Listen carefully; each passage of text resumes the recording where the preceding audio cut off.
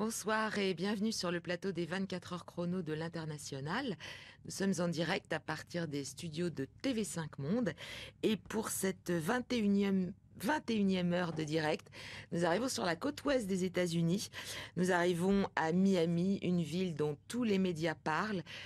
Miami qui est devenue véritablement un Eldorado pour les Français. Pour parler de cette ville, j'ai à mes côtés Elisabeth Gazet. Elisabeth, bonjour. Vous êtes directrice associée du bureau de Barnes à Miami, donc un Barnes spécialisé dans l'immobilier. Et vous vivez depuis 15 ans à Miami. Julie, bonjour. Bonjour. Vous êtes directrice des projets en développement chez CSE Executive Relocations, qui, comme son nom l'indique, s'occupe de relocation. Et vous avez peut-être un projet d'installation Absolument. à Miami. Absolument. Et parallèlement sur Skype, bonjour Monsieur le Consul, nous avons donc Philippe Létrilliard, Consul général de France à Miami. Monsieur le Consul, nous entendez-vous ? Je vous entends très bien. Bonjour à tous. Bonjour. Bonjour. Monsieur le Consul, est-ce que vous pouvez tout de suite nous faire une présentation de la communauté française présente sur place ? Combien sont-ils ? Quel est le profil et surtout quelle est l'évolution ?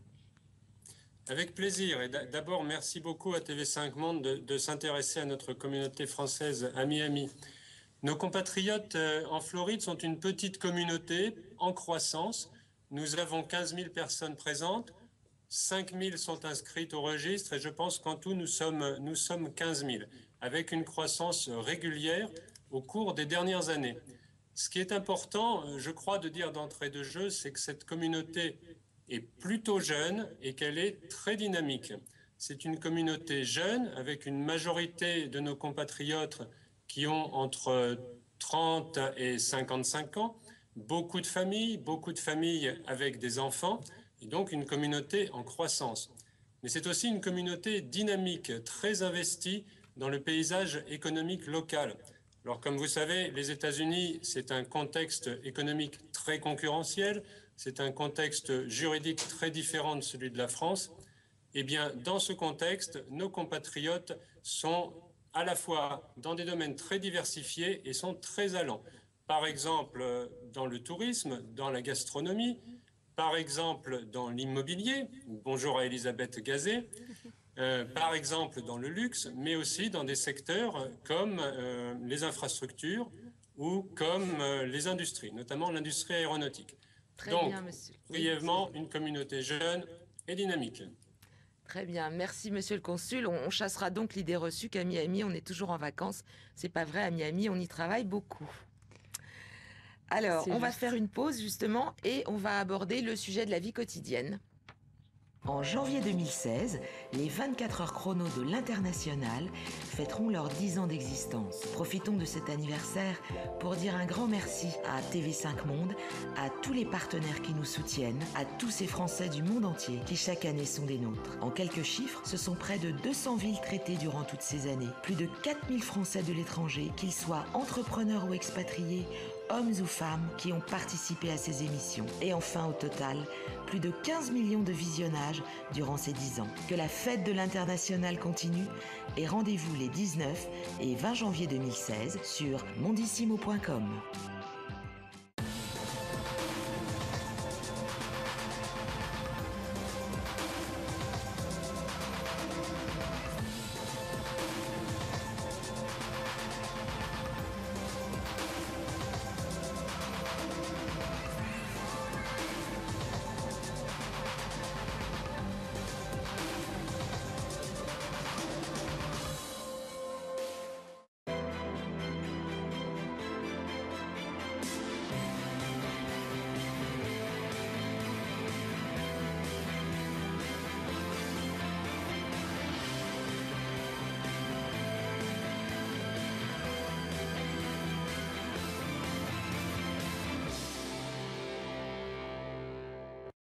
Nous sommes de retour sur le plateau de l'émission consacrée à Miami.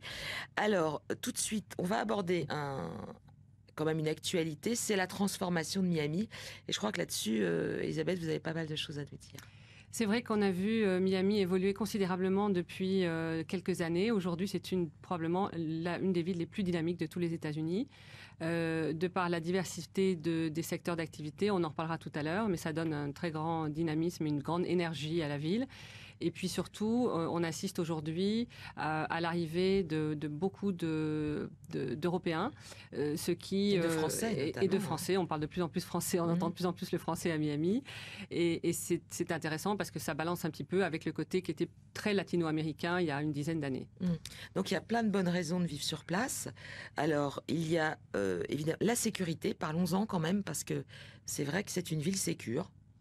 C'est une ville tout à fait sûre, avec des quartiers tranquilles, un grand choix, bien entendu, en centre. En fait, c'est très grand, Miami. Hein. On est à Ventura au nord et on descend jusqu'à Pinecrest, et ce sont 45 kilomètres de communautés, de quartiers, de villages. Donc, il y a un très grand choix. Et dans tous ces quartiers, on vit bien et en toute sécurité. Alors justement, Julie, à ce propos, j'aimerais que vous nous fassiez part des premières réflexions qu'on avait pu vous faire lorsque vous vous étiez mise en quête d'un logement à Miami. Effectivement, on l'a évoqué, la question de savoir si on a besoin d'être rassuré, hein, comme on a pu en parler. Il est vrai que la réputation qu'on donne à Miami n'est pas forcément très légitime, puisque en discutant avec pas mal de spécialistes, notamment des gens qui habitent depuis longtemps, je me suis rendu compte qu'il y avait quand même pas mal de sécurité. On peut rencontrer à tous les coins de rue. On y est plus en sécurité qu'à Paris. Hein. Oui, absolument. Absolument, c'est bien dit. Donc du coup, effectivement, pour se rassurer, on peut être dans des maisons gated, ce sont des communautés. Vous avez pas mal de maisons séparées avec une entrée sécurisée, un garde. Vous avez aussi les condominiums, on en parlait aussi, avec les appartements. Effectivement, vous avez une sécurité qui est inhérente à ce type de logement. Mais sincèrement... Et enfin, vous, on vous avait dit, on ne peut pas vivre à Miami si on n'est pas dans une communauté gated. Je pense, oui, on m'a dit ça, mais avec peut-être beaucoup de... Oui, certainement. C'est pas du tout une nécessité, en fait, parce qu'il y en a d'abord très peu. Hein. Ça remonte, c'était surtout développé à l'époque dans les années 80, où la sécurité était un gros problème à Miami. Donc aujourd'hui, vous avez beaucoup de villages ou de quartiers où les gens ne vivent absolument pas dans des communautés fermées et vivent très bien. Et il y a une très grande, en plus, souvent, solidarité entre voisins. Dans des petites communautés comme Miami Shores au nord ou Pinecrest au sud, ce sont comme des villages. Jolis villages. Et vous avez... Il y a très peu de communautés fermées. Ouais, absolument. Alors, il y a quand même un petit sujet qui fâche, c'est qu'on est de plus en plus nombreux à Miami. C'est quand même le 3e État le plus peuplé maintenant aux États-Unis, avant New York. Et la circulation, ça devient un peu problématique. Je ne sais pas si quand vous y êtes allé, vous vous en êtes rendu compte. Absolument. En fait, le trafic est vraiment impressionnant. On peut rester vraiment des heures dans la voiture. Ça devient un peu... Alors, c'est important, et c'est pour ça que nous, quand nous recevons des Français, nous passons du temps à analyser leurs projets et à leur donner des conseils pour justement qu'ils d'essayent de vivre pas trop loin de leur travail pour avoir une belle qualité de vie. Parce qu'ils arrivent en rêvant d'une qualité de vie et il faut qu'ils choisissent le lieu de vie qui corresponde à cette qualité de vie. Les embouteillages, c'est récent. Alors, il y a un autre sujet. Bon, d'accord. Alors, il y a la plage, il y a la mer. On essaie d'en profiter, même si on travaille beaucoup à Miami, je crois. Et puis, il y a le climat. Alors, le climat, il est formidable. Oui, mais... Et on va écouter Jean-Michel Caffin qui va nous parler des ouragans et de l'impact que ça a au quotidien. Les ouragans interviennent de façon très intermittente. Le dernier gros ouragan était en 2005. C'est quelques jours de perturbations, pas trop de dégâts, des problèmes un peu d'électricité. On vit avec, on se prépare très bien et on sait comment se préparer. Donc véritablement rien qui puisse créer des conditions qui empêcheraient de venir s'installer à Miami. Nous avons 3 millions d'habitants à Miami et de plus en plus d'immigrants qui s'y rendent, bien conscients de ce petit problème climatique avec lequel on peut vivre très facilement. Alors, vous avez déjà vécu un ouragan, hein, Elisabeth ? Oui, j'en ai vécu plusieurs dans les années 2000. En fait, on a beaucoup de chance parce que voilà des années qu'on n'a pas eu d'ouragan, on a juste eu quelques petites tempêtes. Et ce qu'il faut savoir, c'est qu'en fait, on est toujours très bien préparé, très organisé. Et donc, il n'y a pas d'effet de panique parce que tout ça, on le sait à l'avance. Et donc, on s'organise. C'est l'avantage de Miami, c'est comment on peut prévoir. Voilà. Alors qu'en Californie, on ne prévoit pas les... Un tremblement de terre ne peut pas se prévoir. Donc, voilà, c'est très organisé. Donc, parlons d'immobilier parce que quand même, il y a énormément de gens maintenant qui vont investir à Miami. quels sont les nouveaux quartiers privilégiés des Français ? Voilà, ça c'est une très bonne question parce c'est une des particularités de Miami, il y a des quartiers qui sont en pleine naissance, en pleine émergence, et notamment la tendance c'est justement d'être plus près du centre-ville. On parlait des embouteillages, c'est une façon d'éviter d'être trop... Le centre n'étant pas Miami Beach. Hein. Alors non, le centre-ville, bon, il y a le downtown qui avant n'était pas du tout un lieu de résidence, qui aujourd'hui devient un lieu de résidence avec le quartier de Brickell par exemple, où il y a de très beaux immeubles. Vous avez la possibilité aujourd'hui de vous installer à Edgewater, qui est un quartier magnifique qui a été redécouvert. En fait, c'était un quartier délaissé. Là, on remonte un tout petit peu. On monte un petit peu. Et en fait, pourquoi c'est intéressant ? C'est parce qu'il il y a des nouveaux développements, des nouvelles constructions. Donc, on achète sur plan aujourd'hui. Là, avec il faut des aimer vues. Ce qui est urbain. Voilà, c'est urbain, avec des vues sur Miami Beach. Donc, c'est superbe. Et on reparlera de ce quartier quand on parlera des écoles, parce que justement, comme par hasard, comme c'est un quartier en émergence, il va y avoir un projet d'école dans ce quartier. Donc, Edgewater, Brickell, ce sont des quartiers intéressants pour des personnes qui veulent être dans un appartement. Urbain, donc environnement urbain. Vous avez visité un quartier qui vous a plu, Julie ? Qui est un petit peu plus au nord, je crois. Oui, alors moi j'ai visité pas mal de quartiers déjà et j'ai beaucoup aimé les quartiers classiques, hein, Coral Gable, etc. Mais effectivement, il y a Bay Harbor que je trouve très plaisant. Bon, par contre, beau, qui est effectivement, c'est un peu le Paris 7e. C'est vraiment très prisé et assez cher. C'est un peu Neuilly. Voilà, par contre, il y a une excellente école publique. Donc il y a vraiment ce qu'il faut sur place. Très calme, très sécurisé, mais un petit peu plus excentré en fait au nord. Oui, très beau. Absolument. Et Miami Shore, j'ai entendu parler. Malheureusement, j'ai pas eu l'occasion de visiter. À l'époque, c'était peut-être un peu moins prisé. C'est très joli. Alors, Miami Shore, ça fait partie Patton Place, on pourrait dire. Oui, c'est adorable, c'est très vert, c'est très bien, tout est impeccable. Et en fait, c'est un village avec sa propre police, sa propre mairie. Et en fait, Miami Shores fait partie de l'Upper East Side, qui est justement le quartier un petit peu plus au nord de downtown. Vers lequel les Français commencent à arriver. Oui, les Français s'y intéressent. Il y a quelques communautés aussi comme Belmead, comme Morningside. Et c'est à la fois près de tout et à la fois très tranquille. Donc c'est un mélange intéressant. Et c'est pas urbain. Ça reste assez... on dira pas rural, mais il y a beaucoup de verdure. C'est très vert, très tranquille. Pas de grand building. Non, il n'y a pas de building et on est en même temps à 15 minutes en voiture de la plage, 10 minutes en voiture de la plage. 10 minutes de l'aéroport. 15 minutes de l'aéroport, on est près de tout, mais on est très tranquille. Quand on rentre chez soi, on est tranquille. Alors justement, tous ces nouveaux quartiers sont des nouvelles solutions. Comme vous l'avez dit tout à l'heure, il va y avoir une école à Edgewater, je crois. Alors, ou à Midtown. Il va y avoir un lycée français. Alors ça, c'est une très grande nouvelle parce que on n'avait pas, comme à New York, un lycée français privé. Donc, le lycée français privé va ouvrir c'est un scoop, à la rentrée 2016, avec classe de 6e, 3e et 1e. Ensuite, il y aura petit à petit toutes les classes qui vont rentrer. Et ils vont s'installer justement entre Edgewater, Midtown, dans ce quartier très central. Alors, autre bonne nouvelle, donc il va y avoir une école aussi, visiblement pas trop loin de Miami Shore. On va écouter d'ailleurs la directrice de cette école qui s'appelle Lena McLaurin Salvant. Alors, le premier campus, le campus d'origine de l'école franco-américaine de Miami, se trouve à Coral Gables, c'est-à-dire dans le sud de Miami. Nous avons ouvert ce campus ici à Miami Shores au mois de septembre. Donc c'est un tout nouveau campus. Nous occupons ce premier bâtiment et nous hébergeons les classes de petite, moyenne, grande section et CP. Et nous sommes en train de rénover le deuxième bâtiment pour accueillir les classes du CE1 jusqu'au CE2. Voilà, le campus du Sud est un campus qui accueille 160 élèves. C'est un campus avec des listes d'attente assez importantes. Et voilà, nous sommes en train de développer le campus au nord. Bon, donc des solutions pour la scolarité apparaissent un peu partout à Miami. Visiblement, le fait que toutes ces populations étrangères arrivent, ils trouvent des solutions.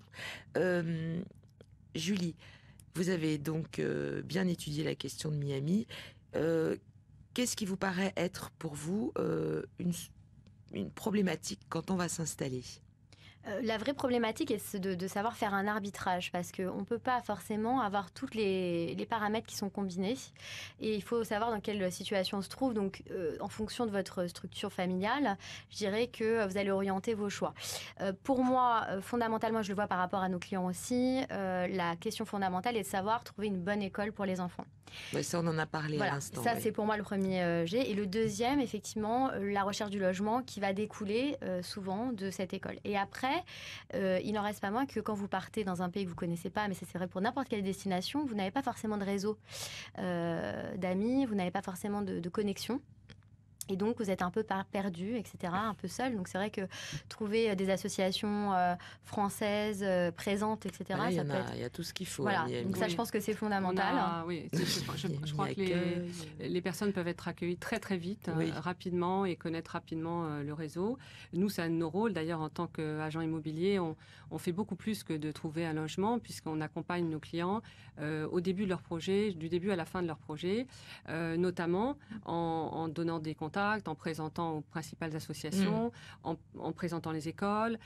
Très, très important, le point des écoles, c'est les dates d'inscription. Il y a un choix d'école, mais il y a des dates d'inscription qui sont absolument qu'il faut respecter. Il ne faut pas se faire surprendre par ça. Et donc ça, c'est tous ces conseils, on va les donner en amont. Et c'est pour ça qu'il faut, comme vous le savez peut-être, aux États-Unis, notamment à Miami, un agent immobilier a accès à la totalité des biens. Tous les biens sont mis en commun, il a accès à la totalité des biens. Donc vous pouvez choisir un agent de confiance qui va vous aider sur tous ces aspects-là, sur vraiment l'installation, le choix de vie, le choix de style de vie, de quartier, etc. C'est vrai que vous, Elisabeth, comme le dit Julie, c'est interconnecté en fait. C'est une vocation chez vous parce que vous accompagnez les gens du début jusqu'à la fin. C'est vrai. Et c'est peut-être aussi grâce à vos 15 ans d'expérience parce que vous connaissez Miami mieux que personne. Oui. Je pense qu'à ce niveau-là... Et il faut reconnaître dans les années 2000, quand on est arrivé en 2000, je peux vous dire qu'il n'y avait pas ce support, il n'y avait pas ces réseaux et on était un peu perdu dans la nature. Aujourd'hui, c'est différent. C'est vrai. Voilà, je vous remercie infiniment à toutes les deux. On va se retrouver tout de suite après la pause pour évoquer plus maintenant la vie de l'entreprise sur place.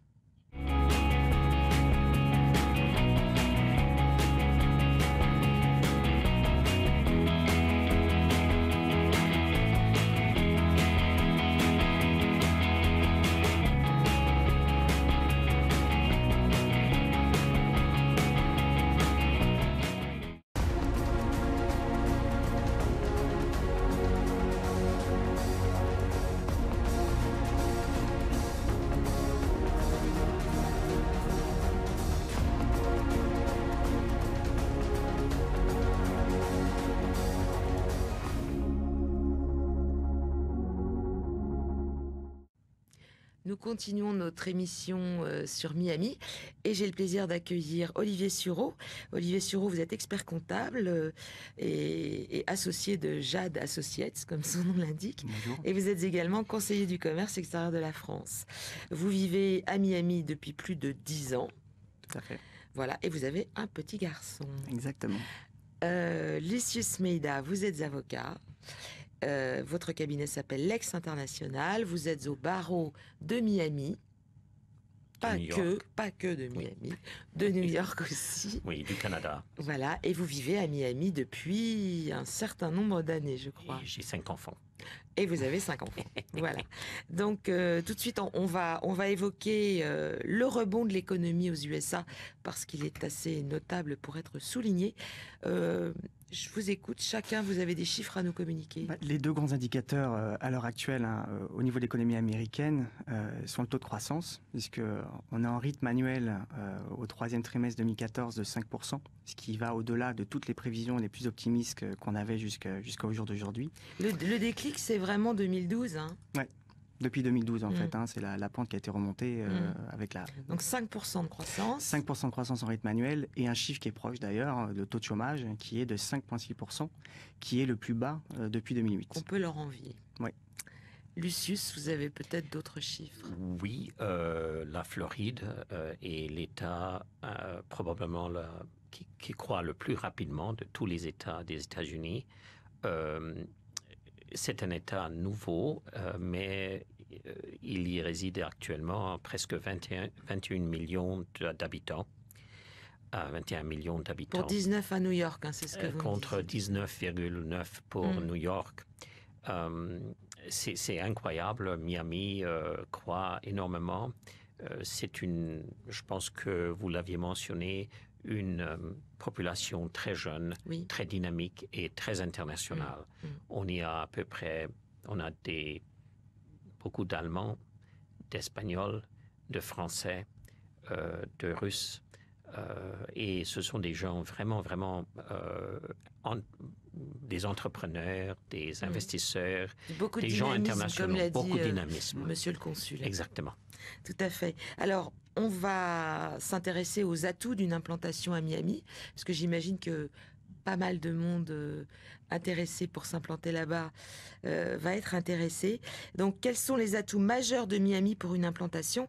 Et là, c'est Jean-Michel Caffin, qui est président de la section Floride et Caraïbes, des conseillers du commerce extérieur, sur place, qui va nous répondre. Miami offre deux avantages majeurs, deux atouts. L'un, c'est une base pour une première implantation qui est moins risquée et moins coûteuse que d'autres grandes métropoles. Nous sommes déjà dans une grande métropole. Toutefois, l'accès y est plus facile et la vie également. Ça contribue à l'adaptation immédiate. Nous avons pu vérifier ça à l'expérience. Donc, un bon point de départ. Nous sommes sur la côte Est. Nous pouvons desservir toute cette côte. Nous sommes à 3 heures de New York. Nous sommes à 6 heures de décalage horaire de la France et une petite nuit d'avion de l'Europe. Donc, une première implantation idéalement positionnée pour les États-Unis. Par ailleurs, nous sommes ici déjà en Amérique latine. Donc, en ayant un premier pied sur les États-Unis, vous avez déjà une présence en Amérique latine, puisque à l'instar de Dubaï au Moyen-Orient ou Hong Kong en Asie, Miami est un véritable hub au point de vue économique, au point de vue négoce, au point de vue logistique, au point de vue aéronautique, à partir duquel on peut desservir l'ensemble de l'Amérique latine et des Caraïbes. Donc on le voit, l'atout numéro 1, c'est la localisation. Alors, parmi vos clients, est-ce qu'il y en a beaucoup qui justement rayonnent? Oui, tout à fait. Miami est un point névralgique, c'est-à-dire que géographiquement, comme on vient d'en parler, on dit souvent de Miami, c'est la ville la plus proche des États-Unis. Ça veut dire ce que ça veut dire, c'est-à-dire qu'on est dans les États-Unis sans l'être, on est proche des Caraïbes, de l'Amérique latine, de New York, de l'Europe et de la côte ouest des États-Unis. Donc c'est un point vraiment très important pour les sociétés et c'est une base, à mon avis, obligée pour toute société qui veut s'implanter aux États-Unis. J'ajouterais aussi très proche, surtout en hiver, très proche du Canada et de la Russie. Et puis pas loin de Cuba.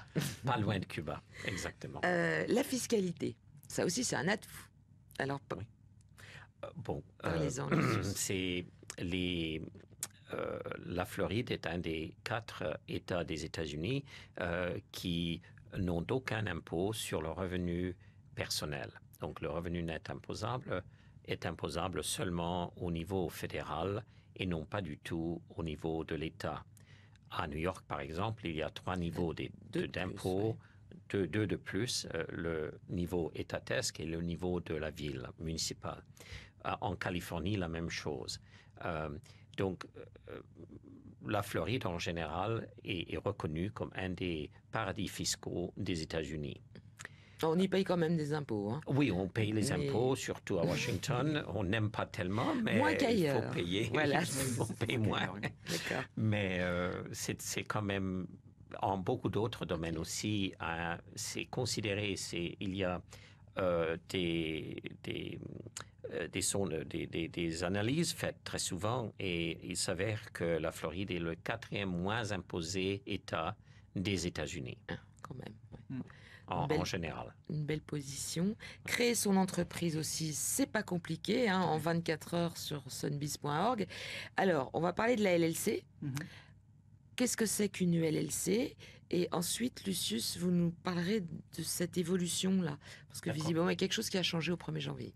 Alors une LLC, la particularité d'une LLC, c'est une société qui est fiscalement transparente. C'est-à-dire qu'elle a son indépendance juridique, comme tout type d'entité, comme une petite SARL en France. Mais la particularité, c'est l'associé qui va payer l'impôt pour le compte de la société. Ça veut dire quoi? Ça veut dire que ne va s'y appliquer que la fiscalité des personnes physiques, donc imposition unique. Et donc, par conséquent, comme l'a évoqué Lucius juste à l'instant, on va échapper, en étant propriétaire d'une LLC, à l'imposition de l'État de Floride, qui, pour une société, puisqu'on n'a pas parlé de l'imposition des sociétés, est assez faible, mais elle est quand même de 5%. Donc, ça nous permet en fait d'optimiser fiscalement dans cette LLC, tout en se protégeant juridiquement en tant qu'associé. Il y a eu un changement au 1er janvier 2015. Là, visiblement, il y a eu un changement concernant les LLC. Quel est-il ? Oui, il y a plusieurs changements. L'année 2014 et au fait de 2015. Les lois ne restent pas, évoluent d'une façon positive en Floride. Donc, la LLC a été rendue beaucoup plus flexible et il y a un changement qui permet, contrairement à certains cas et précédents décidés en cours, de limiter la responsabilité des associés. Et donc, ça a amélioré, pour ainsi dire, le statut de LLC. Olivier a bien mentionné, il y a la LLC, mais il y a beaucoup d'autres sociétés transparentes et des sociétés opaques et puis des sociétés fiduciaires. Je voudrais, si vous m'accordez 10 secondes, parce que la société fiduciaire, c'est très intéressante maintenant. C'est une nouvelle type de société qui n'existe que rarement dans le monde. Par exemple, en Suisse, au Liechtenstein. Et là, elle existe en Floride maintenant ? Elle est en train d'être approuvée. La loi a été déjà promulguée. Les règlements sont en train d'être promulgués et ça permettrait de gérer des fonds d'une façon beaucoup mieux qu'un trust. Et donc, c'est parce que nos législateurs sont un peu en mécanisme, avant. En fait, un nouveau mécanisme. C'est le troisième type de société. Donc, il y a les sociétés transparentes, qu'Olivier a mentionné, les sociétés opaques, qui sont des contribuables, des personnes, ils ont des personnalités juridiques. Ils ont une personnalité juridique propre à eux. Et elles sont donc complètement imposées elles-mêmes. Et il y a ces sociétés fiduciaires. D'accord. Donc, très avantageuses. Mais je pense que si on a affaire à une PME, à un porteur de projet, on va plutôt lui conseiller la LLC, voire la Corp. Oui, si c'est une filiale, en général, on recommande une Corp. Et si c'est un entrepreneur individuel, une LLC. Oui. D'accord, très bien. Alors, bon. Il faut vraiment consulter avec ses comptables, de très bons comptables. Et son avocat. Et son avocat, c'est toujours mieux. On a ici le binôme. Comme on a toujours une seconde opinion, pour ainsi dire. Le binôme idoine. Très bien. Alors, bon. D'accord, pour créer sa société, on a vu comment ça se passe. Maintenant, il faut quand même avoir un visa, si on veut pouvoir travailler aux États-Unis. Donc, on va tout de suite écouter Delphine Martin, qui est consultante senior chez Carl Wade Avocat, nous évoquer ce qu'est le visa E2, plus communément appelé le visa investisseur. Donc, il existe un visa pour les investisseurs qui est dit visa temporaire, visa E2. Le visa E2 est destiné aux personnes se rendant aux États-Unis afin de diriger ou créer une société américaine dans laquelle ils vont investir un capital conséquent. Les conditions principales d'attribution sont les suivantes. Le demandeur doit détenir la nationalité d'un pays ayant signé une convention en matière d'investissement avec les États-Unis. L'investissement doit être considérable, c'est-à-dire suffisant pour assurer la réussite de l'exploitation de la société. L'investissement doit porter sur une véritable société en exploitation et ne pas être un investissement spéculatif. L'investissement doit générer des revenus considérables et ne pas être marginal, c'est-à-dire avoir un impact économique significatif aux États-Unis et pas uniquement assurer à l'investisseur son établissement aux États-Unis. L'investisseur doit prendre des risques commerciaux et contrôler ses fonds. Il doit être présent aux États-Unis afin de diriger l'entreprise. S'il n'est pas l'investisseur principal, il doit être employé par la société à des hautes fonctions de management, soit cadre dirigeant. Il n'y a pas de somme fixe considérée comme capital minimum pour déterminer l'investissement comme considérable. Toutefois, les services de la citoyenneté et de l'immigration américaine, le USCIS, examineront si l'engagement financier de l'investisseur est suffisant pour assurer la réussite de l'activité. Un investissement minimum de 100 000 à 150 000 $ est exigé, bien que cela puisse être réduit dans le cas où la société ne nécessite pas un tel investissement. Donc, on a eu quelques détails sur ce fameux visa E2, qu'on peut regarder d'ailleurs vraiment dans son intégralité dans les bonus, et là, on comprend vraiment tout. Il y a également des explications sur le visa L1, qu'on utilise plus quand on crée une filiale, dans les bonus aussi, et là, il faut aller voir dans l'émission consacrée à New York. Alors, une autre problématique à ne pas négliger si on veut réussir, ce sont les problématiques humaines. Et à ce titre, on va écouter Frédéric Bajol de FB Consulting, puis après on se retrouve tous les trois. Le deuxième type de problématiques sont des problématiques personnelles. Si vous venez aux États-Unis, il faut savoir que faire du business aux États-Unis est extrêmement difficile pour plein de raisons qui sont d'ordre culturel ou qui sont d'ordre de business eux-mêmes. Il faut être courageux et travailleur. Ça, c'est très très important. Le temps de travail aux États-Unis, vous pouvez commencer à travailler à 8 heures du matin jusqu'à 10-11 heures le soir. Il n'y a aucun problème. Il faut être déterminé et motivé. Il faut savoir qu'aux États-Unis, il n'y a aucune aide sociale que l'on peut rencontrer en France. Donc il faut se débrouiller par soi-même pour les assurances sociales, pour les retraites, pour le chômage, etc., etc. Et ça, c'est extrêmement difficile et nouveau pour nous Français parce qu'on ne connaît pas du tout ce type de situation. Enfin, il faut être réaliste, ne pas rêver. L'argent ne tombe pas du ciel aux États-Unis, donc il faut le gagner, il faut savoir comment le gagner, et il faut être accroché en permanence pour pouvoir mener son activité. Enfin, la dernière raison, elle est très banale, mais il faut savoir parler anglais, et au mieux aussi espagnol, puisque les deux langues sont les langues véhiculaires à Miami. Voilà, il y a beaucoup de problématiques, mais en fin de compte, venir à Miami, c'est simple.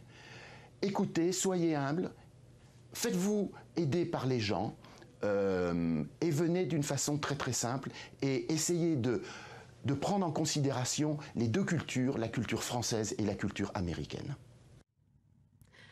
Bon, je crois que Frédéric a bien balayé tous les aspects, surtout rester humble et puis travailler. Puis la conclusion qu'il a faite, elle est forte, puisqu'il faut vraiment bien respecter la double culture et il faut bien s'y insérer, c'est plus important. Oui, c'est tout à fait ça. Vous vouliez rajouter un mot à propos des visas, Lucius? Oui, et à propos justement, il avait mentionné qu'il faut se fier sur des gens. J'aimerais mettre le focus être bien sur accompagné, d'être très très bien accompagné par des professionnels des deux côtés. Multiculturels. Multiculturels et multi-juridiques, multi-comptables, parce que les systèmes de comptabilité, de droit, etc. ne sont pas à 100% les mêmes. Et il faut vraiment, vraiment insister dessus. Autrement, il y a beaucoup de problèmes qui pourraient surgir. À propos des visas, donc vous vouliez dire quelque chose? Il y a plusieurs types de visas en plus des E2. Il y a le L1, il y a le EB5 et le gouvernement américain est actuellement en train d'essayer d'attirer les cerveaux de partout au monde et les entrepreneurs. Et donc, nous attendons au courant de cette année, 2015, toutes les lois sur l'immigration vont être améliorées, allégées en faveur de l'Europe et en faveur de la France. Très bien, c'est plutôt une bonne nouvelle. Oui. Merci infiniment, Lucius Meida. On va aborder un autre sujet. Ah, si, avant que vous nous quittiez, j'aimerais quand même que vous nous disiez juste un mot sur le symposium que vous organisez les 2 et 3 mai 2015. Parce que c'est un gros événement. Il va y avoir beaucoup de vos collègues. Et je pense que c'est une opportunité pour quelqu'un qui veut monter un business là-bas d'y participer. Absolument. 10 secondes. D'accord. Plusieurs organismes floridiens, l'association des banquiers, le barreau, l'association comptable organise un très très grand symposium. Il y aura probablement entre 350 à 600 participants avec les meilleurs experts et il y aura non seulement des professionnels, bien sûr les comptables, les avocats, les banquiers, mais les agents immobiliers, mais aussi beaucoup d'investisseurs, banques, institutions de financement, institutions d'investissement. Donc, s'il vous plaît, regardez sur le site international-symposium et vous allez voir, c'est en train d'être monté, ça va être prêt dans 2-3 semaines. Voilà. Je pense que c'est très important pour avoir le background et pour avoir beaucoup de bons contacts. Et rencontrer de bons professionnels. Voilà. Merci infiniment, Lucius. Merci beaucoup. On se retrouve tout de suite après avec Olivier et on va aborder un nouveau sujet.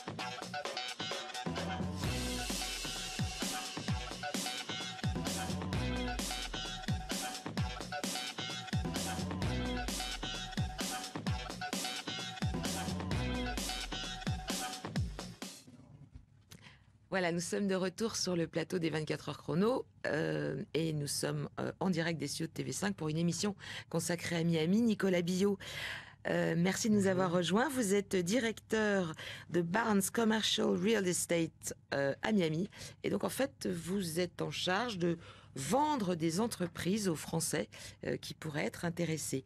Olivier Sureau est toujours avec nous. Olivier Sureau, expert comptable, Jade Associates.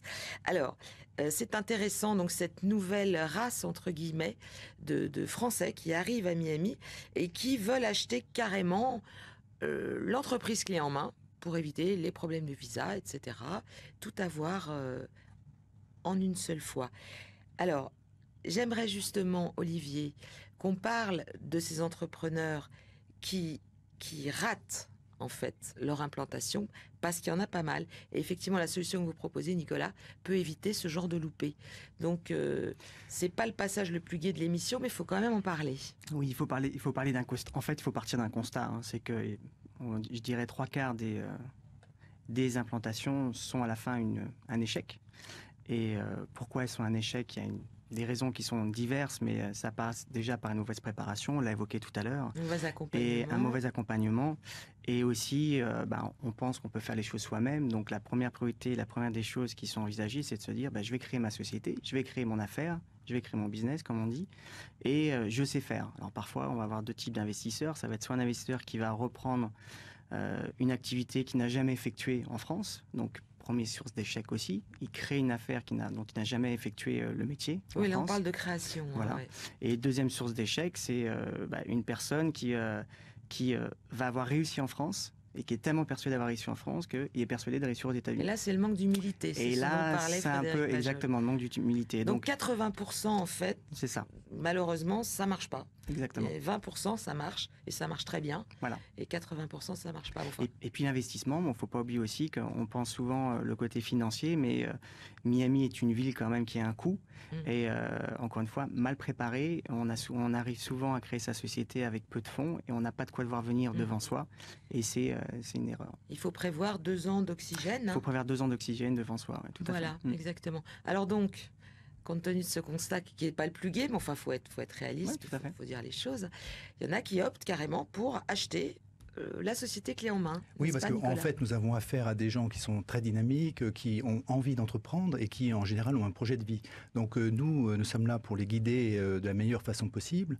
Et en fait, notre conseil, c'est vraiment de capitaliser sur une expérience réussie en France, ce qui est le meilleur moteur pour, effectivement, en s'adaptant. Si on est un bon entrepreneur en France, exactement. On sera un bon entrepreneur. Exactement. Et nous guidons nos clients, évidemment, vers des entreprises existantes, qui ont déjà un track record, qui ont déjà une performance. Et en réalité, il va y avoir un gain de temps considérable pour l'investisseur, pour l'entrepreneur, puisqu'il va gagner, en général, il faut 2 ans pour, je dirais, établir un vrai business en Floride. Il va gagner ce temps-là et va consacrer son énergie justement à développer. Et donc, je dirais que c'est une clé du succès. Donc, vous avez quelques entreprises dans votre listing. Oui. 2-3 secteurs d'activité. Alors, le secteur d'activité primordial à Miami, c'est le food business, parce que évidemment, les Français sont très forts dans ce domaine et reconnus. Hein. Donc, nous avons vendu récemment une entreprise de distribution alimentaire qui importait des produits français pour les distribuer auprès des hôtels-restaurants. C'est la société. Et ça s'est fait très vite. Ça s'est fait très vite. C'est un vrai professionnel qui l'a acheté pour la développer justement. Et cette société qui s'appelle Canel est très connue de toute la communauté. Et donc, ce Français est arrivé.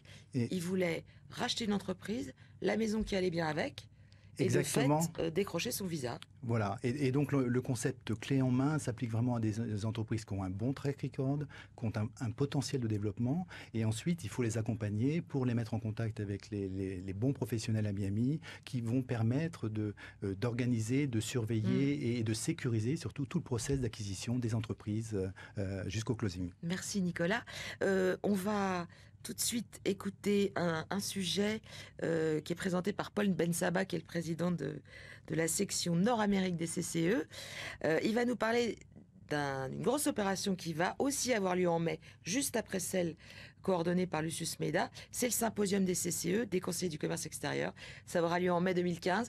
Et je pense que si on a envie de monter un projet là-bas, c'est une bonne idée d'y participer. Olivier y sera. Nicolas y sera, Lucius y sera sûrement, tout le monde y sera, donc on regarde tout de suite ce sujet et après on conclut. Bonjour Paris et merci de me donner l'opportunité de parler du symposium mondial des conseillers du commerce extérieur de la France, ces hommes et ces femmes qui donnent bénévolement de leur temps pour développer le commerce international de la France et l'image de la France. Ce symposium sera notre deuxième symposium mondial suite à celui de 2012 qui avait eu un énorme succès avec 650 participants. Ce sera cette année le plus grand rassemblement de chefs d'entreprise français jamais fait à l'étranger et nous visons plus de 1000 participants qui consisteront en des hommes et des femmes d'affaires de plus de 50 pays différents.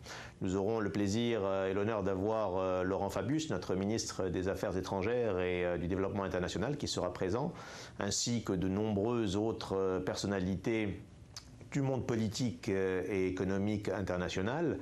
Nous aurons également l'honneur d'avoir de nombreux ambassadeurs, presque tous les ambassadeurs des pays des Amériques, Amérique latine, Amérique centrale, Amérique du Nord. Et nous aurons également la possibilité pour une centaine de PME de participer à ce programme assez extraordinaire, dont une fois de plus le thème central sera le futur, comment le futur affecte nos entreprises, les nouvelles technologies, etc.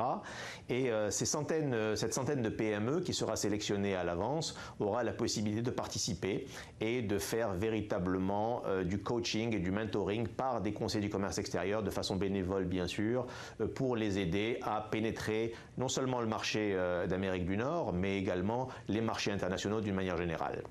Voilà, ce sera un très très grand événement, j'espère que j'aurai le plaisir de vous y voir nombreux. Pour plus d'informations, vous pouvez aller sur le site symposium2015.cnccef.org. Merci, à très bientôt à Miami les 7 et 8 mai 2015. Tout est bien noté, on a l'adresse du site, on a les dates, on y sera. Monsieur le Consul, je crois que vous voulez intervenir et conclure cette émission en quelques mots. Merci beaucoup. Je voulais simplement, j'ai écouté avec beaucoup d'intérêt tous les conseils qui ont été donnés. Je voulais ajouter simplement à l'égard de nos compatriotes qui seraient intéressés par une installation à Miami qu'ils peuvent compter sur de nombreux relais sur place. Alors bien évidemment, il y a le consulat et les conseillers consulaires, mais il y a aussi de très nombreuses associations françaises, notamment Miami Accueil pour l'arrivée dans la ville. Et puis il y a aussi des organismes économiques importants comme la Chambre de commerce franco-américaine, et bien entendu, on vient d'entendre Paul Bensaba, les conseillers du commerce extérieur français. Donc j'invite tout le monde à aller sur les sites internet de ces différents organismes, et une fois arrivé, bien entendu, on accueillera tout le monde à bras ouverts. Tout à fait. Merci beaucoup, Monsieur le Consul, en tout cas, pour votre participation. Messieurs, merci à vous également d'avoir été là. Tout de suite, à suivre, on part en Afrique, on va en Angola. Au revoir.